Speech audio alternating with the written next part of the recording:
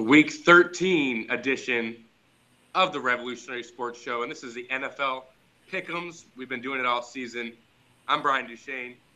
And I'm Corey Sullivan. And we're back at it. We're back for another week.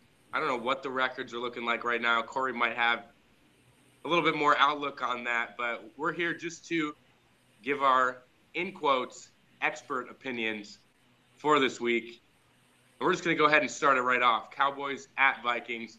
This one, I don't know if it's really a no-brainer for this one because it's at Minnesota, but personally, I'm going to go with the Cowboys in this one. They look unstoppable. Dak Prescott just kind of serviceable as a quarterback. Personally, everybody thinks that he's the greatest quarterback to ever live now that he's a rookie, and Cowboys have one loss after 12 weeks. But personally, I think you got to credit the offensive line. The offensive line has looked absolutely unstoppable. Ezekiel Elliott gets a lot of credit as well. But without that offensive line, Ezekiel Elliott is not going to get the yards that he does. There's been some giant holes that he can run through. He's got great speed, great quickness.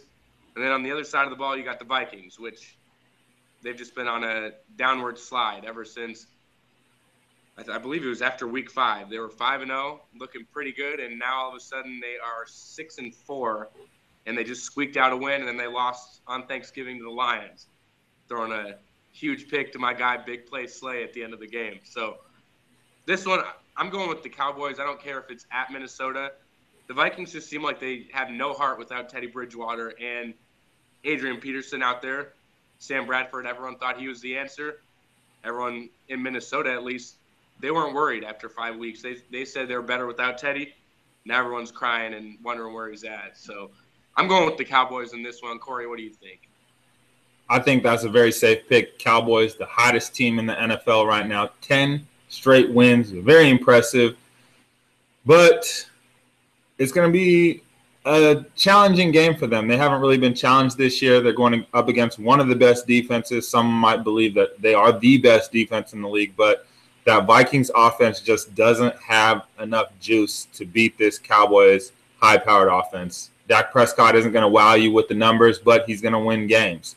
That's what he does. He's a game manager, has done it perfectly the last 4 games. 9 touchdowns, only 1 turnover in these last 4 games for him. And the Vikings, their defense has been playing well, but their quarterback and their running back just haven't been getting the job done. Bradford not been terrible, but hasn't been able to stretch the field and extend defenses and build leads, something that you're going to have to do against these playoff teams later in the season, especially as, you know, the playoffs are coming around. But right now, the Cowboys just unmatched in this game. They haven't really been tested, so their 10 wins isn't as impressive as it seems, but on the other hand, you know, you generally expect some rookies to slip up every once in a while. This could be one of those games, although I'm rolling with the Cowboys in this one just because I don't believe in the Vikings, and I don't think anybody else should at this point either. Yeah, and the Cowboys, I'm surprised. They're only 3-point favorites in this one, and you'd think a team that's struggling like Minnesota, they'd be more of a favorite than 3 points. But Dallas, 3-point favorites, I'm saying that they're going to beat them by between 10 and 17. I don't think it's really going to be close, but moving on to the next game, Chiefs at Falcons. We saw the Chiefs and the Broncos come down to the wire the other night. Chiefs ended up taking them out in dramatic fashion, if you will. Came down to really just who could score the last touchdown. You knew whoever had the ball last in that game was likely going to win, and then all of a sudden it's tied up. And then Broncos, I believe they had the lead at one point, or at least tied it up at the end. I personally wasn't watching it, but I kept getting the notifications that it was going back and forth the entire game, and then the Chiefs just pulled it out, barely. But Broncos, I'm not really sold on the Broncos personally, but the Chiefs, everyone's saying that it was a huge win for them. It was a divisional game. But now they're going up against the Falcons, who I don't really care if you have anybody else on the Falcons. They've got a guy named Julio Jones. And Julio Jones, I don't care if he's doubtful. If he goes and stands on the field, people are going to double cover him. So that's the whole thing with me is Julio Jones. You got Mohamed Sanu on the other side of the ball, who's all right. Nobody right now in the league, personally, at least in my opinion, can keep up with Julio Jones. I think right now he's the best receiver in the league. Matt Ryan throwing some deep balls to him. He's just getting open against everybody. Chiefs defense is actually pretty good, and I think if anybody can shut down Julio, it would be the Chiefs, but it's at Atlanta, although Atlanta doesn't really have home field advantage because their fans don't go to the games. I don't know why. They can't sell out games ever, and even playoff games sell them for $60 in a divisional round. So, I mean, I don't know what it is with the Falcons fans, but I say even though they don't have fans to cheer them on, I'm still taking the Falcons at home due to that high-powered offense, and the Falcons defense I think is probably going to get torched as well, but I say they win by 10 in this one. Yeah, I'm going to have to agree with you. The Falcons playing decently well, not overly impressive, but the Chiefs haven't been overly impressive either on offense or defense. The thing that's really led them to their 8-3 run has been their turnover margin. They're plus 14. They're leading the NFL, but Alex Smith in that passing game has not been top in the league, and Spencer Ware has not been the best running back in the league. They've been mediocre at best, just hanging around teams well enough to beat them. And, on the other side of the ball, the Falcons started off hot and really have slowed down since that Seahawks game was, controversial to some. But ever since then, they've gone 3-2. Their passing game hasn't been as prolific, although Matt Ryan has still been very good. And Julio Jones is just coming off a bad week. For him, anyway, it's only 35 yards, and he's never had 2 bad weeks in a row. And a bad week for him is anything under 100 yards. So this is one of those weeks where he's supposed to get over 100 yards. I definitely think that he'll be able to get over 100 yards, especially against this Chiefs defense. Maybe a couple of turnovers here or there, but Matt Ryan has been playing very solid football, has not been turning the ball over a lot. And I think that he will be able to handle this Chiefs defense at home. The Chiefs have struggled on the road. They haven't really struggled, but they've gotten beat up by Trevor Siemian, Drew Brees, and Ben Roethlisberger while they've been on the road. So I think Matt Ryan won't have a problem getting the ball downfield to Julio and causing this Chiefs defense fits all afternoon. And so I'm going with the Vikings as well. We're looking forward to the matchup that you, I'm sure, are excited about. The Detroit Lions and your boy Big Play Slay facing off against Drew Brees and the Saints. Who do you got?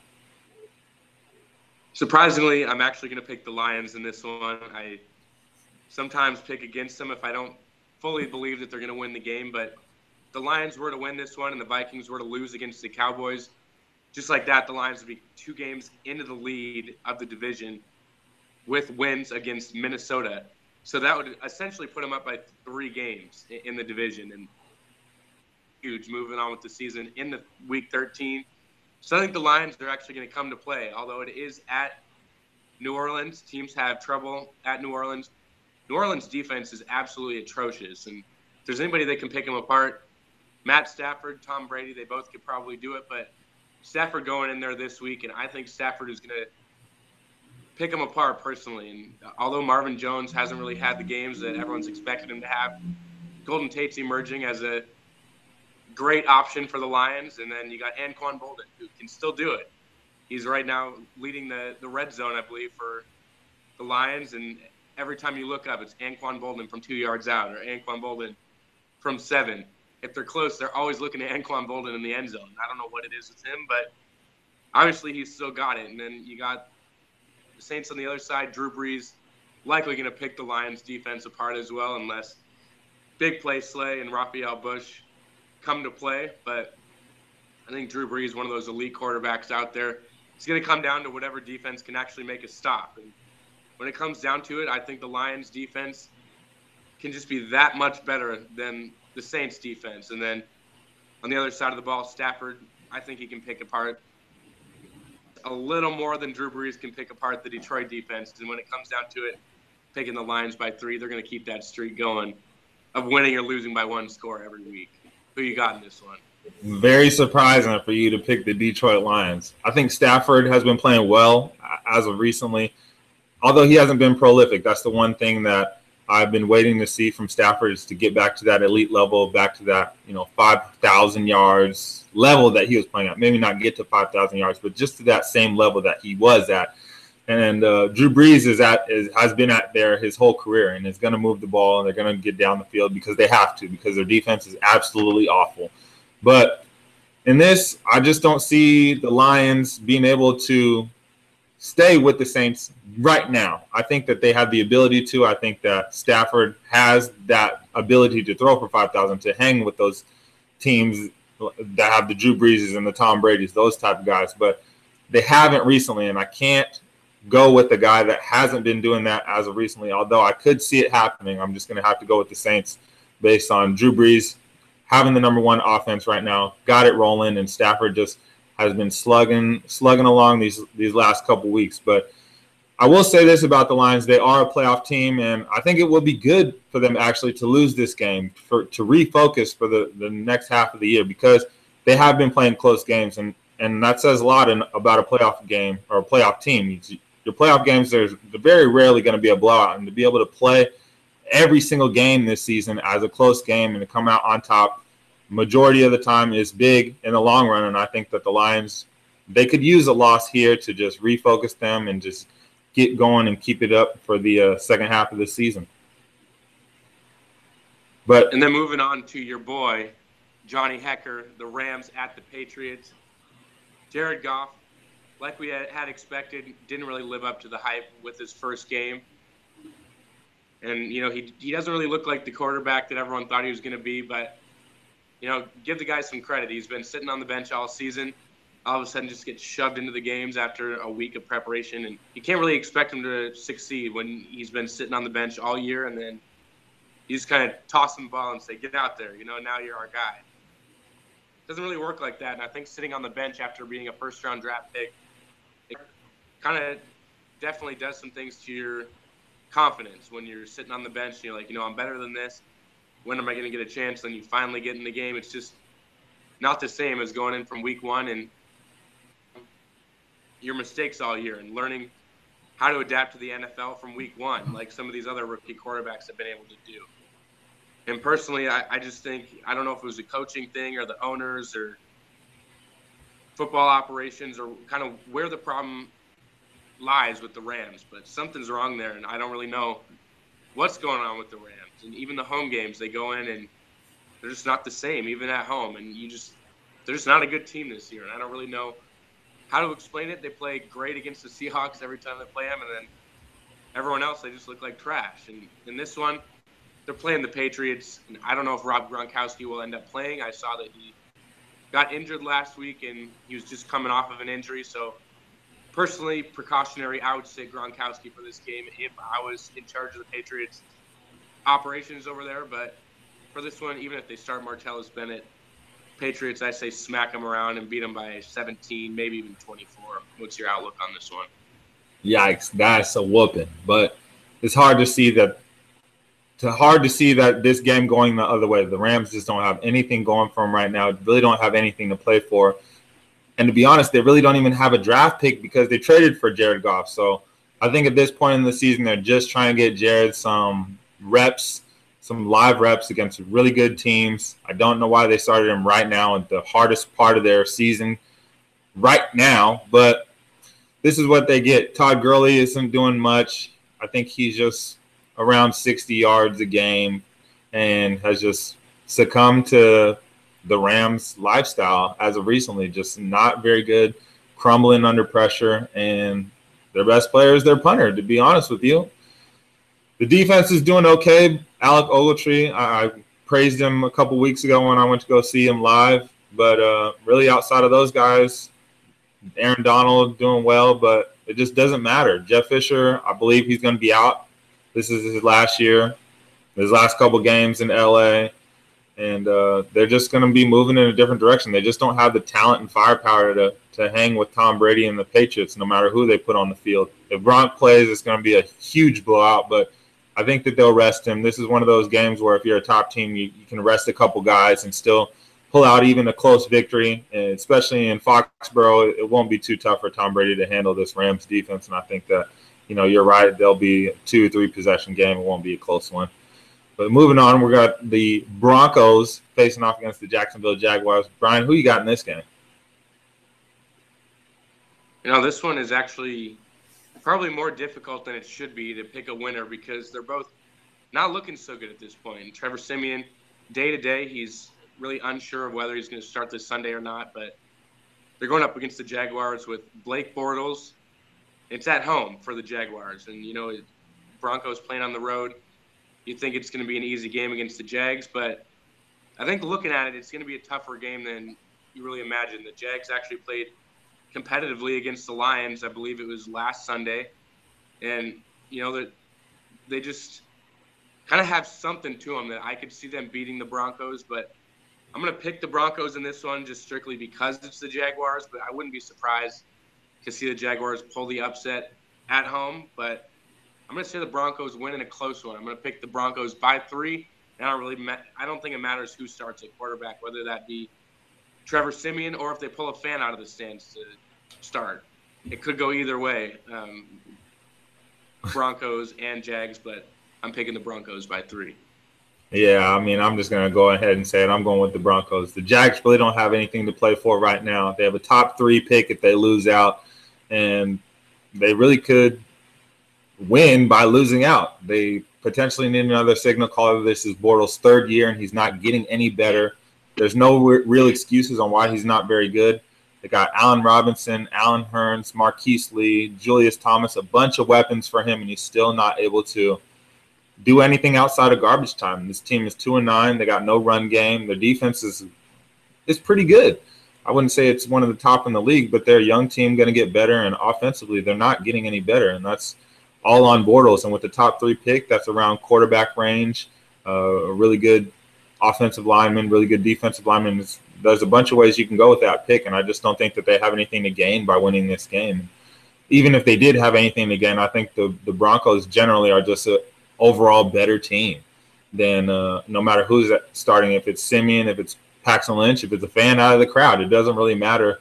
Although the Broncos' offense hasn't been very impressive, and I don't think that they're primed for a Super Bowl run again. The defense just doesn't have the stamina to hold up this offense each and every week, and especially as the games are going to start getting tougher, it's just going to be hard down the stretch for the defense to continue to just drag this offense along. But as of right now, going against the Jags, they're not an impressive team. I'm going Broncos. And for this next game, we got the Texans and the Packers, and the Texans, I believe, are Super Bowl caliber. They're one of the good teams in the league, except for their quarterback. Brock Osweiler, I think, is one of the worst, if not the worst, starting quarterback in the entire NFL. Even worse than Kirk Cousins in my eyes. And it's just shameful that even this Texans team beat the Jaguars. The Jaguars only allowed Osweiler 99 passing yards, 2 touchdowns, and lost to the Texans. And the Texans just, outside of their quarterback, they're a very good team. Lamar Miller, I think, is a top 15 running back. I don't want to say he's a top 10 running back, but Brock Osweiler single-handedly has made DeAndre Hopkins irrelevant, not only in fantasy, but in real life. DeAndre Hopkins, I believe, is a top 5 wide receiver, and he does nothing week after week. And it's all because of Osweiler. Osweiler, one of the only quarterbacks in the league that has more turnovers than he has touchdowns. And then the Packers, they've been mediocre at best. Their defense giving up about 26 points a game. Aaron Rodgers not having the prolific offense that he usually has. And this is a team that's just a shell of itself. But with all that said, I think that, the Packers playing at Lambeau, they play well there. And although this isn't a team that has been playing great as of recently, they're 1-4 in their last 5 games. But I think going home and facing off against Brock Osweiler will give this team a needed boost to maintain themselves in that NFC North. And I think that the Packers will handle the Texans easily and win this one in Lambeau. So what about you? What do you think of this matchup? Yeah, I have to agree. Packers at home are no joke. Even when they're not good, like they are this year, they're playing at home. You know that they're going to come out and at least be a threat to take you to the wire, even if it's the best team in the league. So I'm going with the Packers in this one, but Texans, like you said, one of the worst quarterbacks in the league. But I would take Osweiler over Cody Kessler any day. I don't know if it's just the Browns that make him look terrible or if it's just Cody Kessler is terrible. I don't know what that is. But Brock Osweiler, I'd have to agree. He's not the guy that you saw in Denver when everybody was all over him because of how tall he was or whatever it was. And Everyone thought that he was going to be the future in Denver and then get signed to a big contract with the Texans. And he's just looks kind of funny out there sometimes. I mean, he can tear it up against a team like the Lions, but then he goes out and, like you said, 99 passing yards against the Jags, and never know what kind of Brock Osweiler you're going to get. And I don't think we're going to see a good one, especially if it snows in Green Bay. If it's anywhere close to being cold in Green Bay, Brock Osweiler is not going to have a good game. And I'm just going to go with the Packers in this one. Yeah, I can't see. I mean, I could, I guess, see the Texans winning this game somehow, but I'm going to go with you and agree with the Packers. But moving on to this next game, we got the Eagles versus Cincinnati Bengals. Now, the Eagles have been struggling, to say the least. 2-6 in their last 8 games after their hot start, 3-0. And Carson Wentz has not been the problem, but he hasn't really been the solution either. Carson Wentz has been trying his best, but the Eagles receivers and their run game just isn't very good. Matthews, the running back and the wide receiver, both aren't number ones on any team. Jordan Matthews isn't going to compete with Richard Sherman any day of the week, and Ryan Matthews isn't going to run over any defense any day of the week. So Carson is just in limbo right now, hoping to find something, but they just have nothing for him to help that defense out. That Eagles defense is a really good defense, one of the best defenses in the league, but they just don't have the firepower to compete with those top teams like the Cowboys, Seahawks, Patriots, some of those guys. And the Bengals had a great year last year, one of their best seasons under Marvin Lewis, but this year taking a huge step backwards, and it's a large part of that offensive line. The offensive line has been absolutely awful. Andy Dalton has gotten sacked 32 times already, 12 more times than he did last year in 2 less games. Only 11 games played for Dalton this year and 32 times sacked. That's unacceptable, and especially with an immobile quarterback like Andy Dalton, who's not going to break out and get you 50, 60 yards rushing a game. It's going to be rough. A.J. Green can't do it all himself, and Jeremy Hill really isn't the best back. He's another one of those guys that's, maybe top 15, top 18 running backs in the league. Not overly impressive, but the defense for the Bengals also hasn't been impressive. They've been getting run over. Their run defense, one of the worst in the league. And their pass defense is all right, but, when your team generally isn't that good overall, it just piles on each other. And I think that although the game is in Cincinnati, I think the Eagles will finally get a win, get back in the win category. How do you think this game's going to turn out?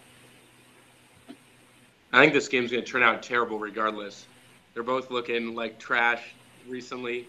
The Bengals, like you said, it could be the defensive line. I don't know if Vontaze Burfict or Adam Jones are who to point the finger at this time, but suspect plays as far as their secondary goes. I've seen them getting burned and looking like Michigan State out there, looking like the Browns defense out there, looking like other horrible defenses that are just getting torched. And when you look at it, the Bengals, they're looking like their old selves when they had Chad Johnson and Carson Palmer starting for them. 3-7, 3-7-1 actually. When you look at it, that's not good. And I don't care whose book you're looking at, it's not good. 3-7-1, never good. So I'm going to go ahead and take the Eagles. You mentioned A.J. Green. Some said he might be out for the season after his injury. He's just now starting to hit that rehab field and that rehab facility. I don't know if he's going to come back for even a few weeks, if he even does come back before the end of the year. I don't know why you'd rush him back out on the field. There's nothing to play for at this point.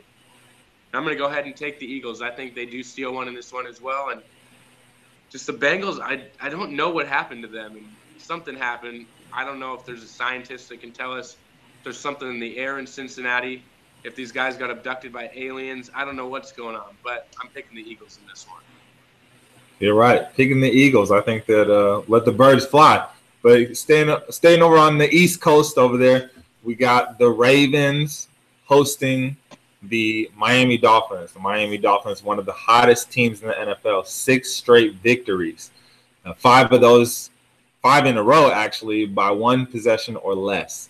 And they've been playing very good. Tannehill has been game managing. They've gotten the ball out of Tannehill's hands. They've stopped trying to get him to be that prolific passer that they wanted and have just decided he's going to be a game manager. And Jay Ajayi has done a really good job of keeping that run game going and keeping defenses honest. And Jarvis Landry, who a lot of people thought was going to be a super duper star, and although he's a really good player, just hasn't been able to really break out with Tannehill as his quarterback, and so that's something that could cause problems down the stretch, is they don't really have a prolific pass game if teams are able to stop their run game. Their defense has been playing really good. They've been bending but not breaking, and they've played some good opponents relatively well. They blew out the Steelers, and the Ravens, on the other hand, have not played good teams really well. They've beat up on weak teams like, the Browns, and they've gotten beat by the good teams like the Cowboys. And they just, unfortunately for them, this is a week that they're going against a good team at the moment. And I think that the Dolphins will handle the Ravens, just because I don't believe Joe Flacco has the juice anymore. I think Joe is juiceless, and Dolphins win in Baltimore. Juiceless Joe, is that going to be his new nickname? I'm going to take the Dolphins in this one too. We talked about it, the defensive line not stepping up all year. Now all of a sudden bringing a little bit more heat, and then Tannehill maybe figuring things out. But Jay Ajayi and I don't know where Jay Ajayi came from besides Boise State, but when he was on that roster, you never thought that he was going to be the guy that he is right now. Fantasy football, I don't think anybody owned him. If you said you owned him before he started tearing it up, you're lying. There's no way anybody picked up Jay Ajayi at the beginning of the season. Now all of a sudden he's going off. The Dolphins are firing on all cylinders. Looking at the Ravens, I'm not sold on Flacco either. Terrence West, I'm not a huge fan of him either. We talked about how the Ravens don't really have a running game. Maybe they should take a look at Ray Rice. I know he's still a free agent. Probably a little too soon. I don't think Ray Rice is actually going to get signed by anyone for the rest of his career. He's probably done. But at this point, I'm taking the Dolphins in this one. I think the Dolphins making a case to actually be a playoff team now. Who would have ever thought after how they've started this season? I think they're going to get a wild card. They're not going to beat out the Patriots for the division. But I say they definitely get a wild card, and it should be interesting if they can actually make the playoffs. But I'm going ahead and picking the Dolphins in this one. And then the 49ers at the Bears, our next game. 49ers-Bears, our trash game of the week. This one should be absolutely terrible. The Bears, I don't even know if they're starting a quarterback in this one. They might just run the Wildcat the whole game. I'm going to go ahead and actually pick the 49ers in this one. As much as I don't like the 49ers, as much as I do not like Colin Kaepernick, I'm going to go ahead and I'm going to pick the 49ers. I think this is the week that Kaepernick just runs wild. He throws for a bunch of touchdowns. He screws up their draft pick. I'm going to pick the 49ers by a touchdown in this one. What do you see in this one? Yeah, I agree with you. I think that with the extra drive that Kaepernick has to ruin the 49ers organization, that I'm sure he or Chip Kelly will not be a part of next year, is going to be this week. I think this is the week that the 49ers finally get in the win column. Haven't been in the win column since week one, and have really struggled. The defense, one of the worst, just barely the second worst defense in the league, only to none other than the awful Browns, who are always holding up the rear year after year. And I really, to be honest with you, I didn't do a whole lot of research for this game. This game is awful on paper as it's going to be watching it in person or watching it on TV. I hope that it's not on television, because nobody wants to watch the Bears and the 49ers and possibly the most meaningless game of all time. And so I'm going with the 49ers just because Colin Kaepernick has been silently playing well. He's been playing very well, but nobody cares because they continue to get blown out just week after week. The defense, like I said, just absolutely awful. And this is the 1 week that Kaepernick can finally ball out and, make whoever his fantasy owners or whoever is owning him happy. And I think this is going to be an important game for Kaepernick as he continues to audition for a potential starting role or even a backup role for a new team next year. And but before we stop talking about this game, because this game is not that important, what do you think about Chip Kelly? Do you think Chip Kelly will, when he gets fired, will go back to Oregon, or do you think that was just a one-time deal and he's going to try to continue to keep NFL jobs and maybe be an offensive coordinator somewhere? I think if somebody will actually offer him a job in the NFL, he's definitely going to stay, because he's tried in the NFL, and I think the NFL is actually where he wanted to end up. It hasn't worked out for him, and I personally don't think his style of play works in the NFL, but I think he will do everything he can to stay in the NFL, and if nobody wants him and nobody, coordinator or a head coach, he will go back to college, whether that be a D1 major school or somewhere like Montana or something like that. I think he'll, or whether that be college or the NFL. I just personally wouldn't hire him to coach any sort of team in the NFL. I would let him go back to college if I were any of the owners, but the Browns might be available for some kind of coordinator or coach coming up, so you never know. He might take a job with the Browns, but we'll see. You knew that the 49ers weren't going to be very good this year, especially Chip Kelly. Just not really a fan of him in the NFL personally. Yeah, we're talking about another coach that's a controversial coach, but I think he's relatively good. Rex Ryan and the Buffalo Bills taking on the Oakland Raiders in Oakland. Shady McCoy is back in full effect. He balled out last week, although not against a very good opponent. We will say that. But Shady, I believe, one of the best running backs, top 5 running backs in the NFL today. And the team is going as he goes. If he gets over 100 yards, they usually win. And Tyrod Taylor has been doing a good job managing games. The Bills, the dead last team in passing offense. But Tyrod Taylor, not an awful quarterback, has been game managing, has been getting those crucial conversions whenever Shady can't do it. They also have the #1 rush defense. No surprise there. Rex Ryan loves to run and loves to play defense. Those are the 2 things Rex is going to do to you. And it's going to be surprising that this game, I believe, the Oakland Raiders playing very well, 9-2, leading their division. Who would have thunk it? The Raiders are back. But Derek Carr playing relatively well. Amari Cooper and Michael Crabtree, great targets for him.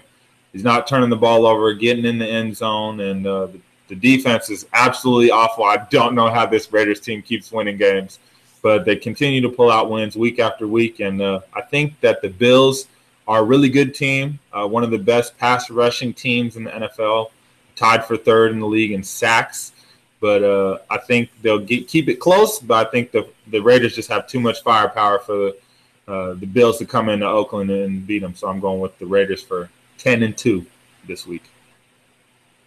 Yeah, I'm going with the Raiders too. The Raiders are looking absolutely insanely good right now, and I think not as good as the Cowboys have been looking, but the Raiders squeaked out some close ones, but they're 9-2. 9-2 is never a bad thing. When you look at the Raiders, you always think the Raiders are trash, and this year they're actually doing it with Latavius Murray, and you got Derek Carr out there, Amari Cooper, and the mediocre of the mediocreist, in the words of Richard Sherman, that is. He's actually looking decent this year, and I don't know if it's because the quarterback that's throwing to him is making him look good, that be Derek Carr, or if he's actually rejuvenated his career in Oakland and just came out of nowhere and has just been running wild out there. But then you got the Bills on the other side. Rob Ryan and Rex Ryan have looked absolutely stressed out, and they just, for some reason, lost it. And they looked good at the beginning of the season, and then all of a sudden they just started being hit or miss. And it was crazy to see the Bills just go downhill. And like you said, Tyrod Taylor, the game manager, he did a great job of managing the game. When we got to see him in Seattle, he actually looked like a pretty good quarterback, like you said. And LaShawn McCoy, if he comes back, can be a threat. But there's going to be guys in goth gear and all this black stuff and all this scary, I don't even know what to call it, but it's pretty scary. If you come out of the tunnel and just see all these random fans that are just crazy, I don't think the Bills are going to be doing much with the Raiders fans or the Raiders on the field. So I'm going to go ahead and take the Raiders by 7. Very, very understandable. Raiders obviously playing great, but another team that's been playing great, the New York Giants, 6 wins in a row facing off against the Pittsburgh Steelers. Pittsburgh has also been playing well as of recently. 2 wins in a row on not very good teams. The Browns obviously always being one of those teams. Whenever teams play teams that aren't very good, they usually get their groove back by playing the Browns. And this is one of those weeks where Ben Roethlisberger is going to have to show up. Le'Veon Bell has been heating up as of recently. A couple back-to-back 120-yard game, over 120 yards on the ground. And it's what you want to see. They haven't been playing very good opponents, but it's what you want to see when they're playing not very good opponents. Just straight domination from start to finish, and that is what the Steelers have been doing. They've only given up 16 points in the last 2 games, so good for them. And the Giants have been playing. They finally figured it out. They finally figured out how Eli can play with all 3. And although Sterling Shepard and Victor Cruz and Odell haven't exactly been balling out week after week together, they all have been playing relatively well. Victor Cruz finally back in the lineup, had a big catch last week. Odell scoring touchdowns at will, doing all types of dances and celebrations. Finally getting back to having fun, winning.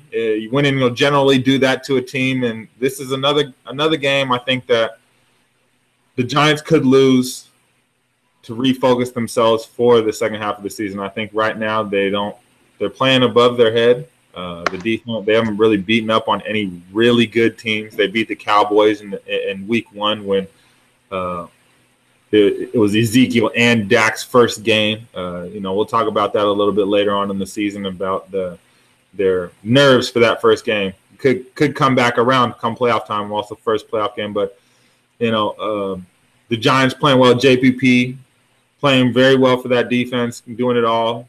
Strip sacks and regular sacks and touchdowns and interceptions. He's doing it all with those 3 fingers. So the Giants defense playing good. Eli's playing well, not turning the ball over as much as he was early on in the season. Odell's playing well. It's hard to beat the Giants right now, but I think the Steelers have the talent, have the run game, have the passing ability. Antonio Brown, arguably, I think, the best wide receiver in the league. Le'Veon Bell, arguably the best running back in the league, and Ben Roethlisberger, one of the most clutch players in the league. I think that the Giants could use this loss and build themselves up for this second half of the season as they head into their playoff run. So I'm going with the Steelers, although I could see the Giants win this game as well. Yeah, I'm going to go ahead and pick the Steelers in this one too, strictly because they're at home. And I know the Giants play really well. At home, they are on a winning streak, but we did see the Seahawks just absolutely choke the Buccaneers last week. That was weird.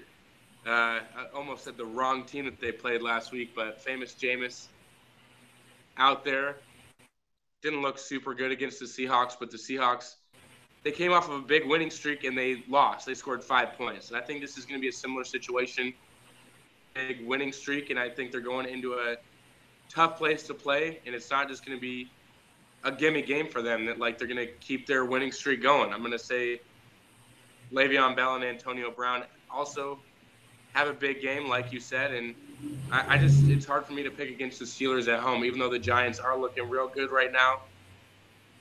I think the Steelers can do it. I think they can end their winning streak. I'm going to say the Steelers win this one by 7. And then moving on to the Washington Wallabies at the Arizona Cardinals. Your boy Kirk Cousins has looked actually really well lately, and I know you're not a huge fan of him, but he's actually been playing out of his mind. And you're looking downfield, seeing Deshaun Jackson. Zone Reed has been the red zone monster. They just look for him whenever they're inside the red zone. He's just sucking up touchdowns. And, the Redskins have actually come out of nowhere. But at the Cardinals not looking so good. They're not living up to the hype.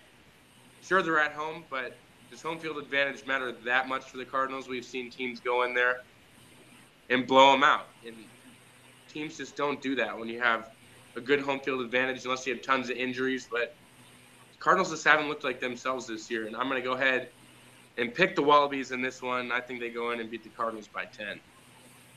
Yeah, I'm going to agree with you. I think that the Wallabies are playing very well right now. Kirk Cousins also playing very well. I will probably never, ever like this guy as a quarterback, but he's playing good. 3 touchdowns on Thanksgiving against the Cowboys, just in the fourth quarter alone. But the one negative about it is that last touchdown took too long on the drive. He had 6.5 minutes about to tie, or not to tie the game, but to get within that one score, and he took 4.5 minutes, way too long to create something to help his defense get a stop, and they just didn't have it against the Cowboys. So, and that's another knock on the Wallabies this season, is they just haven't been able to hang with some of the top teams in the league. And and I don't think it's Kirk Cousins' fault. He's been doing a really good job with all of his weapons. Jordan Reed, Deshaun Jackson. There's been some guys that have gone down with injuries, and Kirk Cousins hasn't skipped the beat. He's played very well all season long, but the defense really is what's holding that team back, and they got to get somebody across from Josh Norman in that secondary to help out because they just don't have the firepower to hang with the Cowboys and the Seahawks and, like I always said, some of these top teams in the league. And on the other side, the Cardinals, they've looked awful as well. Carson Palmer no longer elite. I think he's on his way out of the league, and they're really wasting an MVP caliber season that David Johnson is having. Stump Mitchell doing a great job as always with the running backs there in Arizona, but just going to waste. Another wasted season for Larry Fitzgerald, the future Hall of Famer. Those two guys trying to single-handedly keep that offense afloat, but Carson Palmer just not elite as he has been in the past, not even close to what they were last year. So very disappointed. I thought that Robert Nkemdiche and Chandler Jones, the addition to that defensive line would be huge, would do wonders for that team, and they just haven't been able to create havoc in the backfield. And Carson Palmer has really hurt his team more than he has helped it this year. And to be honest, they're in a really good position for a top pick. I'm sure close to a franchise signal caller in that range, definitely top 10. If they lose out, I think they have too much pride to lose out. I think they might win another game or two, but I think that they should seriously think about continuing to lose. And this is one of those games where I don't think that they quit, but they give it away just because they need that top pick because they know their quarterbacks are wearing thin there in Arizona. So I'm going with the Wallabies in this one. Then we got the Buccaneers at the Chargers. Saw what the Buccaneers did last week against the Seahawks. They didn't score a whole lot of points, but they didn't give up a lot of points. They had some key turnovers. Hawks are driving. They get down almost to the goal line a couple times, throw interceptions. Jimmy Graham fumbles it across the 50. So they did give up some yardage. They just didn't let the Seahawks into the end zone, and that's how you win games. But then when you're looking at the Chargers, they're mediocre. They're not that good, and they are at home. But a guy like Phillip Rivers, they do have some injuries in the run game. You don't know if anyone's fully healthy or not, but the Chargers, I'm just not really sold on. The Buccaneers aren't that good, but I think the Buccaneers can get a road win in this one. I say they're going into San Diego, and they're stealing one. The Buccaneers win this one by 3. What do you think in this one? Yeah, I think that the Buccaneers are playing really inspired right now. Altron Werner got a nice pick against Russell Wilson early on in that game and reportedly lost his father that week. So very emotional game for him and his team around him. And to be honest, the NFL is all about what have you done lately. And the Buccaneers' resume lately is very impressive. They just beat the Kansas City Chiefs and then they beat the Seattle Seahawks. So 2 playoff teams, and the Buccaneers weren't looking very good before then, but right now they're playing really well. Mike Evans looking like an all-pro wide receiver, and Jameis Winston minimizing his mistakes, playing very well. The Chargers, on the other hand, they've been playing good all season. They've just come up short. Very unlucky defense. Phillip Rivers and Melvin Gordon have been putting up huge points each and every week, but that defense is they just haven't been able to hang on. They've been giving away leads. They've been giving away games late, and they've lost every single game by at most 1 possession. And it's been a rough year for the Chargers, and I think that the Buccaneers, with the way that they're playing, they're playing with more confidence than the Chargers are right now. And I think that Phillip Rivers is a cancer and potentially is getting down on his team, and they're not really believing in themselves, especially late in games. He's the type of guy with an attitude, and when things aren't going right, he points the finger and he's yelling and screaming in people's faces. So I think that the Buccaneers are just playing better football than the Chargers are right now. So I'm going with the Buccaneers in this one. And then we got the Sunday night game. I know we're going to be watching. We're pretty stoked about it. Panthers at Seahawks. I'll be in the house for that one. Panthers, they just haven't really lived up to expectation this year. And they did figure it out, but they figured it out way too late.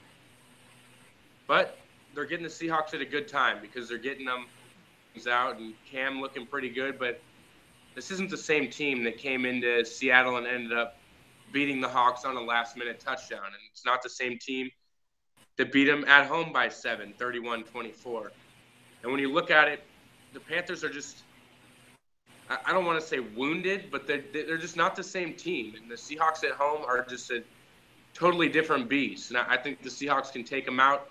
I know the Seahawks are big favorites in this one, and I'm going to roll with the Hawks in this one, as I think you are too.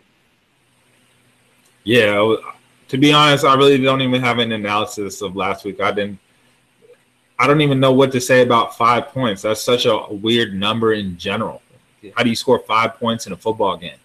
But that's neither here nor there.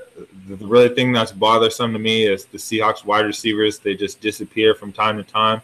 They do their best David Blaine act. And the one positive, I guess, is Jimmy Graham had a good game. There had been a couple games where the offense was really rolling and Jimmy wasn't really a part of that. So it was good to see Jimmy have a decent game. We really need somebody to step up beside Doug Baldwin. We really need a number 2 bad. It didn't help for Lockett to just disappear last week. And Jermaine Kearse he just always disappears. So I'm pretty much giving up on him. He just, each and every week, I feel like he just gets worse. I don't even think that he gets better. Just adds more fuel to the fire that he just does nothing and gets paid a lot of money. So I think that the Panthers on the other side, they are missing Josh Norman terribly right now. Luke Kuechly, I'm not sure if he'll play or not. To be honest with you, just as not even a fan, just as a human being, I kind of hope he doesn't play with the way that he went out after that concussion. I thought it was way more serious than a concussion. Not that concussions aren't serious, definitely not saying that, but the way that Kuechly went out and he was, crying and really shaken up, I thought there was something, life-threatening, like just more than a concussion. And I'm not, like I said, not saying that concussions aren't seriously life-threatening. In the long run, they're, way worse than a broken leg or something like that. But I didn't like to see Luke Kuechly like that when he got taken off of the field, and I just hope that he comes back in better shape than than missing 1 or 2 games and then just trying to be there for his team, because it's long-term health is more important than one football game. But this is unfortunately not this year. It's not going to be that great of a matchup, but down the road, I think this is the new primetime NFL matchup. Panthers, Seahawks, 2 really good defenses, 2 great defenses, 2 really great quarterbacks, the future of the game. And right now, the Panthers just aren't holding up their end of the bargain. Cam Newton not playing at the same level he was last year, turning the ball over a lot, not really trusting his receivers. And his receivers, kind of what we saw in the Super Bowl, just aren't really that good. Kelvin Benjamin hasn't been that much of an increase, or hasn't been very productive this year, not what some would expect from him. But they need some help. Jay Stu's been doing his best at the running back position, but the Panthers just have way too many holes right now. Although I will say that defensive line, I think one of the best in the NFL, really good. It'll be a tough day for Thomas Rawls on the ground, but I think Russ in that receiving game will be back up to par, especially at home. I always say the Seahawks are a different team on the road than they are at home, and I think now that they're back home, got some of that home cooking. Maybe we'll get some of these hometown calls. I think they'll be fine. Back in the win column this week for the Hawks. Yeah, it doesn't look like Luke Kuechly will play in this one unless there's some kind of miracle. He has been out of practice all week, missed practice again today. Doesn't look like he's going to play, which benefits the Seahawks. But like you said, hopefully he comes back healthy and takes care of himself before he comes back and rushes himself out on the field, regardless of who that opponent is. And then the Monday night game, I don't know who paid money to see this one or to get either of these teams on Monday Night Football. Colts at Jets. I don't know if they just needed to waste a game or what it was, but, it's a good thing the Browns aren't playing this week, because you get a guaranteed loss every week with the Browns. And now we got the Colts and the Jets, who are both horrible. And then you got the Jets, who their quarterback situation is an absolute joke. Their team is an absolute joke outside of Brandon Marshall. And then you got the Colts, who they just haven't looked like themselves either. But they do have Andrew Luck. And because of that, I'm going to go ahead and pick the Colts on the road, even though they're playing at the Jets. The Jets have just looked absolutely terrible this year. Colts have looked terrible, but not absolutely terrible. So I'm going to go ahead and say the Colts go in there and steal one in New York. And I don't know what the deal is with the Jets, but I'm picking the Colts. What about you? Yeah, the Jets looked good last week. They almost beat the Patriots. Made Tom Brady have a fourth quarter comeback late to knock off the Jets. As crazy as that sounds, but I mean that's a divisional game. Divisional games are always a little something more. You play the team twice in a year; they always got something a little extra for you. So, unfortunately for the Jets, the Colts are not a team that they play twice a year. It's a team that they probably aren't going to play very well, as they didn't play very well all season long. And Fitzpatrick had a good game, and he's rarely had two good. I don't think he's had any back-to-back good games this year. He's going to be back this week. Lots of turnovers, not very much ball movement. It's going to be one of those games. I think Andrew Luck, although his production has regressed a lot this season, they got to get more than T.Y. Hilton. Somebody else has to get open. Somebody else has to produce because T.Y. can't do it all himself. But I think just by default, I think the Jets want – I don't think the Jets want to win. I think Fitzpatrick wants to win, wants to get back to the organization. But I think even with his, hoping and wanting, I think the Colts just have too much firepower, if you will, although just as awful as the defense. If not a worse defense than the Jets do, I think the Colts' luck and T.Y. Hilton will be too much for the Jets, and I think that the Colts win this one. Well, I'm glad we agree that the Monday night game is trash, and I'm glad we agree with a lot of the winners this week. I think it's going to be interesting to see what happens with some of these games, but that wraps it up for the Week 13 picks. I'm Brian Duchaine. And I'm Corey Sullivan. And we'll see you back at it next week like we always do, trying to continue adding on to our W's every week.